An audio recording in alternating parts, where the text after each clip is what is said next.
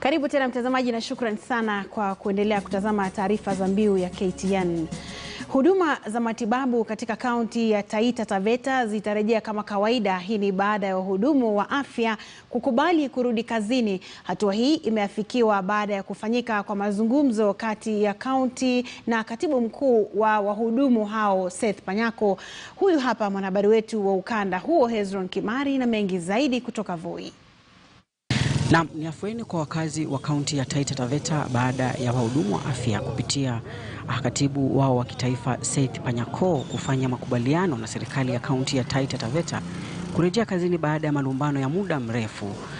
Na hebu tusikie baadhi ya maoni ya maofisa hao katika kikao hicho. Following the meeting between the Kenya National Union of Nurses, herein after referred to as the KNUN on one part, and the county government of Taita Taveta, herein after the county government and the Taita Taveta County Public Service Board, herein after referred to as the board of the other part, and following the directives of the Employment and Labor Relations Court in Mombasa, E and LRC number E023 of 2021, the county government of Taita Taveta versus the Kenya National Union of Nurses. Parties herein have agreed as follows. All union members who have not appealed their dismissals to submit their individual appeals within 48 hours. The union is at liberty to have a representative during the hearing of the appeals. All evictions are hereby suspended pending the hearing and determination of the appeals.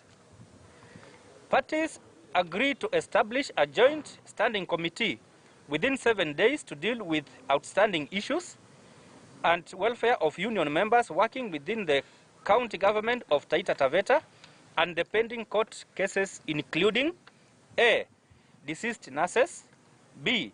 Matters raised in the strike notices of 20th and 23rd November 2020, alleged victimization and discrimination, D. Alleged abuses and or uses of defamatory language against other county public officers. The responsibility of a trade union is to create a harmonious working environment. It is not for any benefit of any member if the union will engage in activities which are not lawful and or which will injure the lives of the members. We therefore, at any given time as a union, will continue to operate within the provision of the law. We will continue to work closely with the County Public Service Board of Taita Taveta and the whole government at large. We will endeavor to resolve all issues which might have prolonged this strike if you compare with other county governments outside of there, because there must have been something so unique with this county that has made these issues not to be resolved, or the decision that has been taken by the county government against our members if you compare with the other county governments. We want to ensure that our members are protected, and we want to ensure that the county government of Taita Taveta understand that we respect them as our employers, and we want the citizens of this country to demand for their services. What we have unlocked today is a stalemate that has taken us for more than 3 months now, and what this means by the members agreeing to submit their appeals as earlier directed by the court. It means therefore that the process of reinstatement of all the nurses who are out there is going to be speed up. What this means is that all the efforts that we are doing as the Department of Health Services, of opening up new health centers, new dispensaries, of setting up the 160-bed isolation ward in Mwatate, all these efforts of expanding our infrastructure, including setting up of our ICU, all these efforts, it therefore means that we have the structures and now we have HRH guaranteed to man those places. What it therefore means is that we should not expect in the next 2-3 days, once the process has been concluded by the County Public Service Board, we expect all the departments in our hospitals to be up and running. Na kama tulivyosikia, kweli ni afueni kwa wakazi wa kaunti ya Taita Taveta, hasa wakati huu serikali ama taifa linapokumbwa na mkurupuko wa awamu ya 3 ya janga hili hatari la corona. Nikiripotia KTN News kutoka Taita Taveta, mimi ni Hezron Kimari. Na saratani ya mfuko wa uzazi ndiyo saratani ya pili kuathiri wanawake na kuongoza kwa vifo humu nchini. Hii ni kwa mujibu wa utafiti ambao ulifanywa mwaka 2018 katika eneo la Kuria West. Wanawake 4 wamekuwa wakipambana na saratani na kuwapa tumaini wanaougua saratani kwamba kuna matumaini ya kupona. Wanawake hawa wametoa wito kwa wanawake wenzao kuzingatia vipimo vya saratani kuzuia madhara zaidi siku za baadaye. Thomas Chacha, mwanzilishi wa Smile Woman, amekuwa akiwasaidia wanawake kutoka kwa vipimo na hata matibabu. Chacha anatoa wito kwa wahisani zaidi kujitokeza kujiunga naye ili kuwasaidia wanawake ambao wanaugua saratani. Kwa sasa ndoto yake ni kuona kwamba wanawake 28,000 wanapimwa kufikia mwaka 2022. Nilianza hiyo matibabu. Naenda kufanyia matibabu. Hiyo mwaka ndio nilienda kufanyia matibabu. Kwa nasikia nikitembea nasikia udhaifu kwa mwili wangu wote. Nikitaka kwenda kwa siku zangu nasikia naumwa. Hii misiba ya nini hapa chini naumwa, kwenda kwa kiuno ninaumwa. Magoti inakufa, nasikia ganzi tu kwa mwili. Ni kulingana vile nimefanyia operation nimepona. Wakati ule nilifanyia mara, yani siku za kwanza nilikuwa na maumivu sana. Nilikuwa nilisumbuka. Hiyo ugonjwa vile ilinishika kwa sababu sikukuwa na chochote. Hata pressure pia kanishika. Kwa sababu ndiona hakuna chochote. Nikaona eti maisha yangu inaenda. Lakini kwa vile ndienda walinisaidia na hiyo kadi. Nikatolewa hiyo mfuko. Ikakuwa vizuri. Naomba sana kwamba tupate angalau hata msaada wa kumobilize na kusensitize akina mama na kijijini, watu waelewa kwamba cervical cancer ni ya muhimu na inaua, na kama inaua wakati ambapo haijakuwa managed kwa wakati mwafaka. Na kwa ajili hiyo tunasema kwamba akina mama, ama mimi binafsi ninaimba bado nikisema mama ni lazima awe salama kwa njia yote ile, kwa msaada wote ule, kwa nguvu zozote zile aweze kupata njia ya kupata matibabu. Na timu ya taifa ya Harambee Stars imerejea nchini kutoka mji wa Lome nchini Togo baada ya kuwashinda wenyeji Togo mabao 2-1, ingawa haikufuzu kwa michuano ya kombe la mataifa barani Afrika. Mabao ya Harambee Stars yalifungwa na Abdalla Hassan na Masud Juma. Punde tu baada ya kuwasili katika uwanja wa kimataifa wa Jomo Kenyatta, mwandishi wetu wa masuala ya michezo Moses Wahisi amezungumza na kocha wa timu hiyo Jacob Ghost Mulei.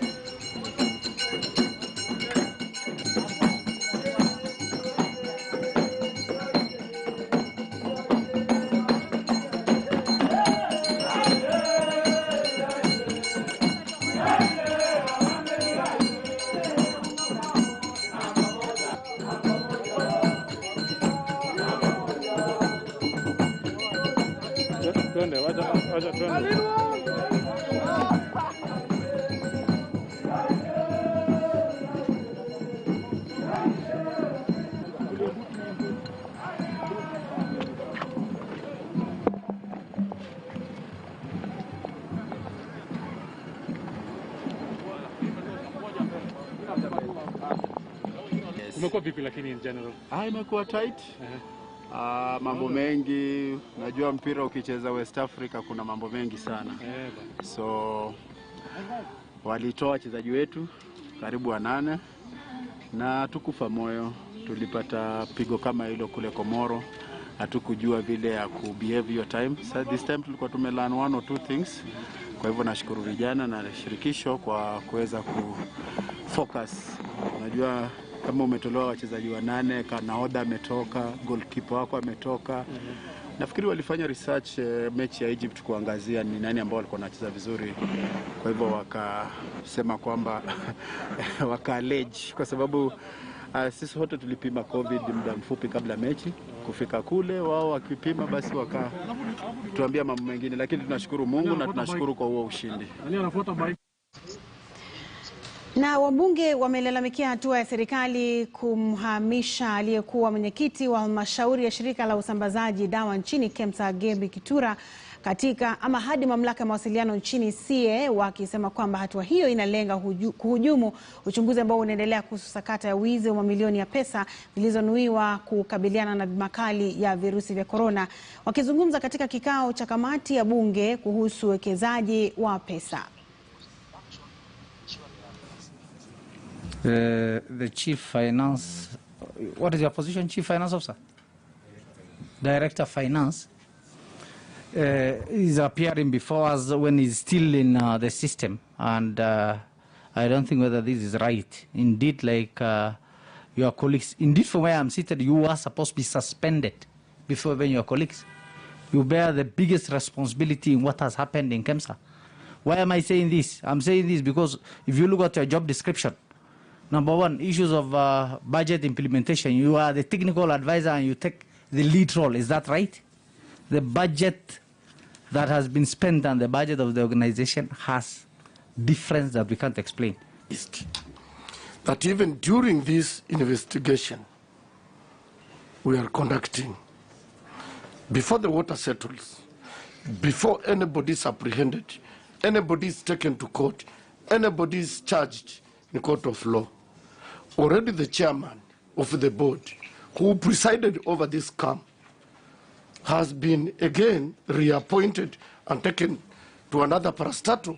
Are you not also surprised that instead of him being suspended, No. I need us to be able to just agree on one thing. Honorable members, of course it is, as much as it is public concern, however, we need to be better in the sense that whatever our views will be expressed through. Now, maybe the right question to ask, the team that had been suspended, who is the one who initiated the suspension? Thank you, Chair. It is the board. It is the board. The gentleman from legal, I'm aware that you are not amongst those who had been suspended, isn't it? Yes, Chairman. And then later on, it is the current team that wanted you to be suspended? Yes. There's an initiation that was done to suspend you, isn't it? Yes, Chair. Okay. Apart from 1, 2, 3, all these other documents are internal documents generated by KEMSA for payment purposes. So what we realize is that KEMSA or those people responsible for payments, what they did is all the suppliers that they had interest in were promptly paid, while those ones which you had no interest in, an example was given by the chair, Halis, a very established company which has been supplying to KEMSA for a long time, which insisted on following the right procedures for procurement procedures from April, because probably they have refused to follow your ways. They have been punished by delaying their payments. That's what we realize from all these, documents. Na mtazamaji, mradi wa kazi mtaani umetoa mchango mkubwa katika kuboresha msitu wa Chepalungu na kuongeza idadi ya miti ambayo imepandwa. Vijana wanafanya kazi kupitia mpango huo wameweza kupanda miche 1220 katika kipindi cha miezi 5 iliyopita.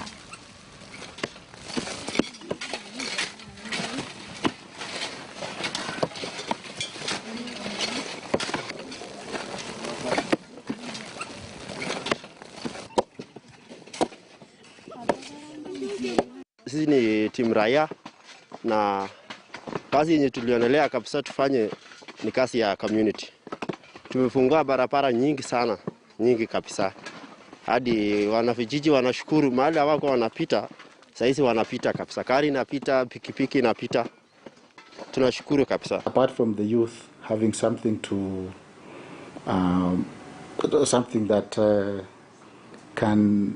they're able to now manage their life, but the community is also benefiting a lot. In Silibwe town, the teams have also been very impressive. They've been doing opening of drainage. We also have a case where our Silibwet police station has gotten a facelift. They had received 300,000 from our constituency development fund, Bomet Central constituency, but this money was so little to do any meaningful activity. However, with the help of Kazi Mtaani, the provision of labor, our police station was able to do 3 rooms. They have also done pit latrines for officers, and also members of the public were going for services in that police station. Wito umetolewa kwa serikali kusimamisha miradi yote ya umma na badala yake kuelekeza fedha ambazo zinatumiwa katika miradi hiyo kuimarisha sekta ya afya ili kuwalinda Wakenya kutokana na makali ya virusi vya corona. Askofu mkuu wa kanisa la African Divine Church John Chabuga amesema kwamba ipo haja ya serikali kusitisha miradi hiyo na kuelekeza nguvu zote katika kupambana na janga la corona. Bindi wanaleta. Wapu unabusikana mkana wazekoleta bindi. Kuna wahazabusi.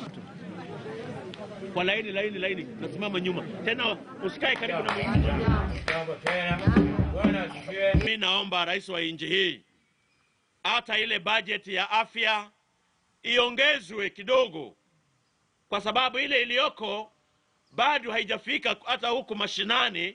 Tuone ile chanjo ambayo serikali imetoa ifike mpaka hapa Muhanda, tuone watu wakichanjwa. Nyinyi mmechanjwa? Sababu gani? Budget haijafikia ya kuleta chanjo mashinani. Naomba serikali ya Rais Uhuru Kenyatta wa nchi ya Kenya achukue hatua ya haraka, aweache hata zile barabara saa hizi zinajengwa kubwa. Watu gani watatembea kwa barabara kubwa na watu wanakufa? Tukimbilia hili janga la corona kwanza. Watu wawe na afya njema ndio watembee kwa hizo barabara wanajenga mzuri. Na usafiri katika mkondo wa bahari wa Suez Canal nchini Misri umerejelewa baada ya meli kubwa ya mizigo iliyokuwa imekwama katika eneo hilo kuondolewa. Afisa mkuu mtendaji wa kampuni iliyohusika katika kuondoa meli hiyo amekuwa akieleza jinsi walivyofanikiwa.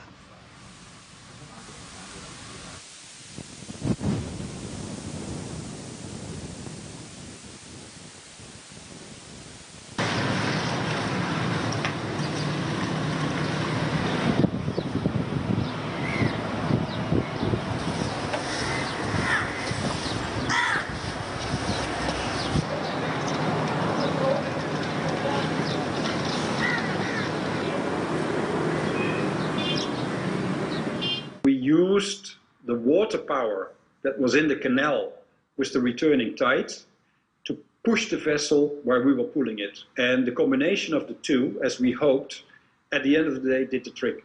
It's all about physics, and most physical laws are not that difficult, you could say.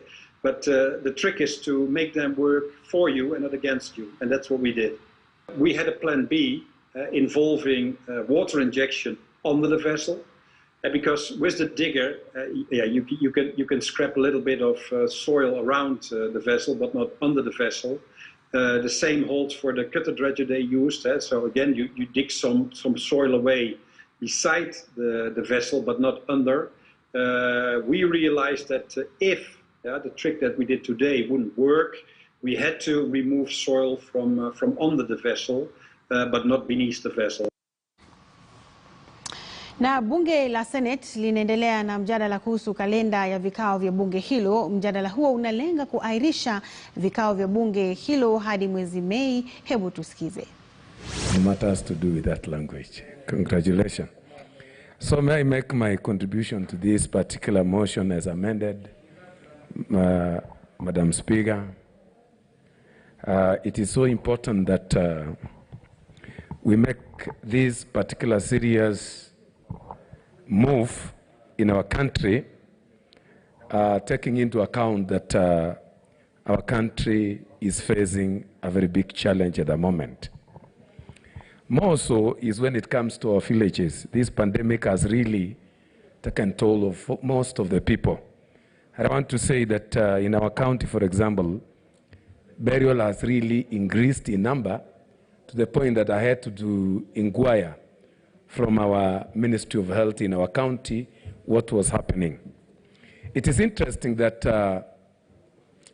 even the reagents for testing this particular COVID, most of the counties are running short of it, and most of the dead are just getting buried as normal. The hospitals are not signaling people on those particular people who have died of COVID so that they can be handled differently. So we are in a very serious situation, Madam Speaker, and I want to say that I'm also happy that though adjournment is taking place, we still remain an oversight institution in this particular country. So the committees will continue doing their work seriously through virtual meetings, and sometimes, as it is in amendment, that wherever it calls for physical appearance on serious matters, it should be accommodated.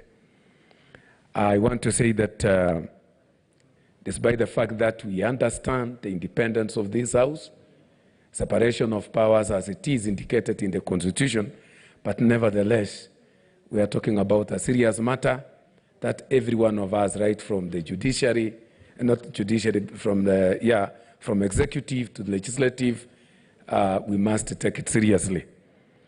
Health is a very important matter, and I would like to encourage the government, Madam Speaker, to emphasize on two things at this particular moment. Testing must be increased to test most of the people, and also even for those who have died without the knowledge whether it is COVID or any other disease, they must be tested to ensure that if people are dying of COVID, they should be buried with caution, Madam Speaker. Another thing is vaccination. This one should be increased to make sure that most of our citizens are vaccinated. We are happy it has started with us as we are labeled as the super spreaders. That will really help our people. So I want to say that I support seriously this particular, is it finished? This particular motion with amendment, because it will help this country greatly.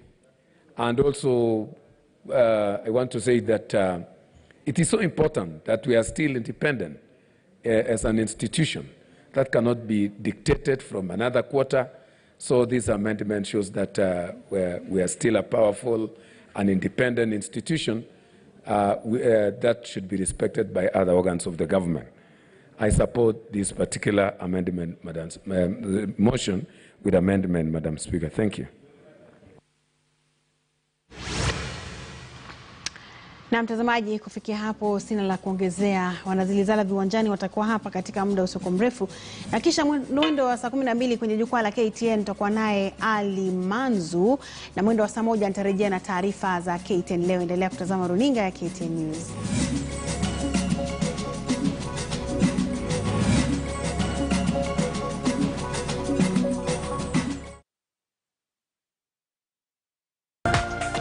This is KTN News.